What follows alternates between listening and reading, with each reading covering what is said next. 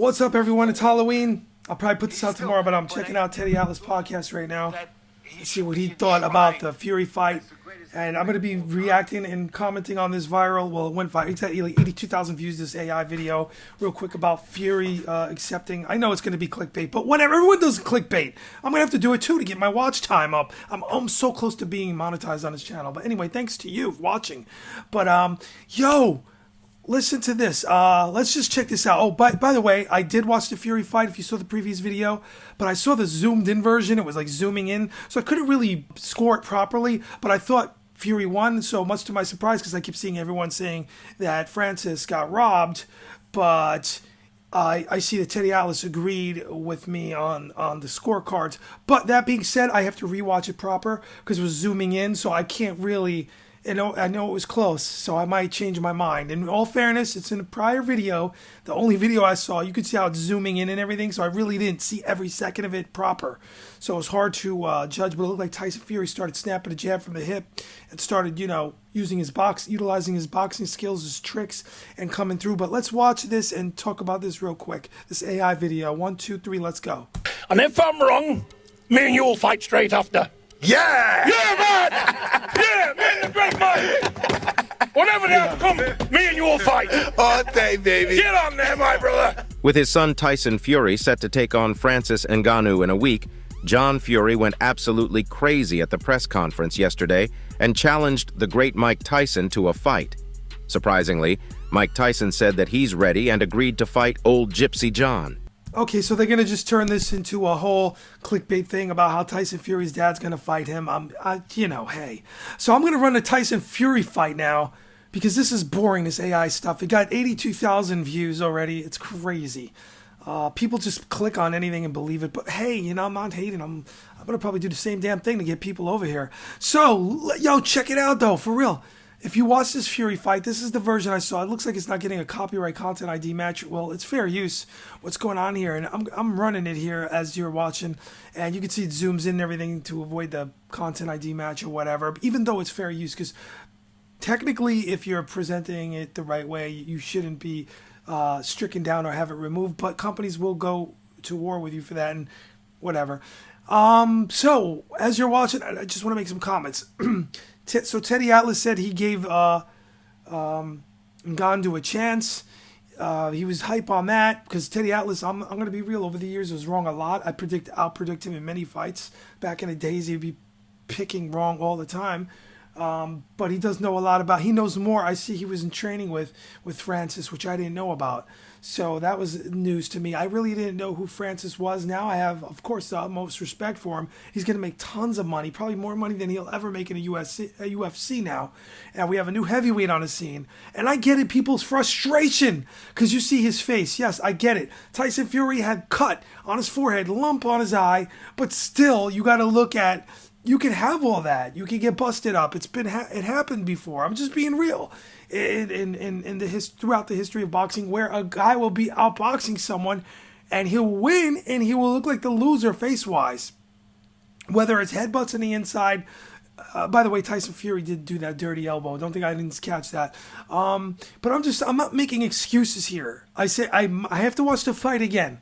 But he could have easily had lost this fight. There was a lot of money riding on it. And Teddy Atlas, if you go to his latest video, he's talking about how, what I always say, he doesn't say the word scam, but I will. Boxing is a scam because, you got to essentially hold Canelo Alvarez to 11 rounds, at least win, like when he did lose recently, Canelo in one of his last fights. The guy, Beevil, I think it was, had to almost win every round to get a decision, which is a rarity. It shouldn't be like that. It's psychological, too, with a lot of these people. They see the big name and somebody, a lesser fighter, will go in there and win, and they'll just totally rob the person because the cash cow is a Canelo Alvarez, is a Tyson Fury. So how are you going to give a fight to Francis when all the money is with a Tyson Fury? Tyson Fury, obviously, as I'm thinking about this more and more, is just, didn't train, didn't look good, and I totally think he should really consider, like, if he's going to do this with Usyk retiring. He's not going to because of the money, because if he doesn't take Usyk seriously, he's gonna get outboxed. But I think he'll take him a lot more serious. But anyway, as far as like the Francis Fury fight, a lot of people are mad. A lot of people are angry because they don't like the way it went down. They don't like. I get it, especially casual fans. A lot of people don't really know how to judge a fight. Just saying, it's true that are casual fans, and they'll say, "Hey, Francis whooped him because of the face." But you got to look at the points. Again, I'm going to rewatch the fight. I only watched this version, which you're seeing. It's really tough to make a decision on that. Like, you're not seeing everything because it zooms in constantly. It's really annoying. But Fury really made himself, he really damaged his reputation. He really damaged his credibility, and he really turned off a lot of his fans. Because I could see some comments, people are just like saying he's a liar. I mean, he did say he's a simple man. He rides a Hyundai or whatever, an old car, and acts like he's one of the people, like he's back in the day when he had less money. But he's wearing a Bugatti watch or whatever, watches that are more than houses for middle class people. So a lot of people don't like that. They don't like the flaunting of his wealth and then while saying something else. Hey, I'm not a hater. If you work hard and you want to be flashing your jewels or whatever, that's your prerogative. But if you're doing that and you're saying something else, you're trying to act like, hey, I'm humble, I don't do that. Like Warren Buffett. Warren Buffett is the great oracle. You know, he has one of the richest people in the world from stocks for many, many decades, almost 100 years old. This man, I watched a documentary on him. He doesn't drive around in a Ferrari. He would go to McDonald's every morning with his little change his wife would give him. I think in Omaha, Nebraska, where he's from, Omaha. And he's super rich, way more richer than Fury or Floyd Mayweather. Floyd Mayweather invited Warren Buffett to one of his fights. I don't know if you guys remember that. But I'm just saying, if Warren Buffett was talking all this stuff like, hey, I don't need a Ferrari to ride around and do all this flexing, even if he was younger, and then he does it, it's so at least it's a hypocrisy. If Warren Buffett did that, Warren Buffett speaks what looks like the truth, the way he lives his life and what he recommends, saving money and not valuing materialistic items. Whereas a Tyson Fury is trying to sell that, I'm a man of God and I'm for the people. I don't need all these riches and I don't need to have this and that while I'm driving an old car, which isn't true, you know, because he does the opposite. So that's not a beef for me. But a lot of people I see in the comment section have a issue with that. They take an issue with that. I couldn't care less. What I got an issue with, if everyone's got an issue these days with something, my issue was with robbing somebody of an opportunity while he's a heavyweight champion. A straight up fighter that's living like in an apartment somewhere or not established yet, and that's ranked or getting ranked or give a guy a shot that's ranked. Give a real, not a UFC champion.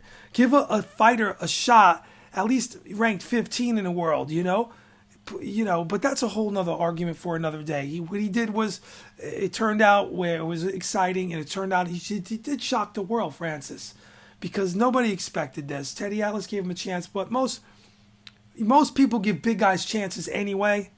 Oh, it's a puncher's chance, they always say. So that doesn't surprise me that Teddy Atlas, I come to find out, because I didn't watch any of his videos forever, and I just heard about it now. So Teddy Atlas was giving Francis a chance. Okay. He didn't win. And then Teddy Atlas like, well, he did lose on the cards, on Teddy Atlas's scorecard. But, so, that being said, I have to go back and look at the fight. But my opinion is just like another opinion. No one really cares. I'm just a boxing fan. I'm just having a good time here. But definitely over the years on this channel, I've picked so many fights right in one cluster. I got the receipts. I went like on streaks where I won prizes and all that if you're here for the first time. But, I've been watching boxing all my life. I don't have any interest in any other sports, occasional UFC. I don't even understand other sports. I don't even understand them. I'll watch. If someone's in the room watching, and I'm in Europe and they're watching soccer, I'll watch it out of respect. But I don't know what's going on except kick the ball in a goal. So I'm really straight up, I'm into health and fitness all my life. So I understand athleticism. I understand all that. I love the training, the way boxers train, the way fighters train, the way UFC fighters train. Love all that. Just keep myself young, staying in shape myself. Really good times. And boxing always gave me the fortitude to do that. You know, hey, I got to get in shape like Floyd Mayweather. I got to punch. I got to be like B-Hop when I'm older. Wow, this man is like, he's a legend. He's in the ring area, almost pushing 50 years old, looking amazing. Someone text me, what's this? But I'm in Robinhood something. Robinhood investment app. That's another. I got to start making these financial videos on here because it's the Millionaire Move Show, boy. That's right. You know, you could pack your cash, and I hope Fury doesn't go like just crazy with his money because, you know, we've seen in the history in the past, we've seen sports stars, boxers, Holyfield, Riddick Bowe, blow their fortunes. Mike Tyson blew it. Thankfully, Mike Tyson got it back. You got to be a really a spiteful, hateful person not to see these people put their lives on the line and want, you know, make their money back. You know, you always want to see them do good. Holyfield, you know, I hope he gets more deals like with Tyson's ear bites, candies, or whatever they are.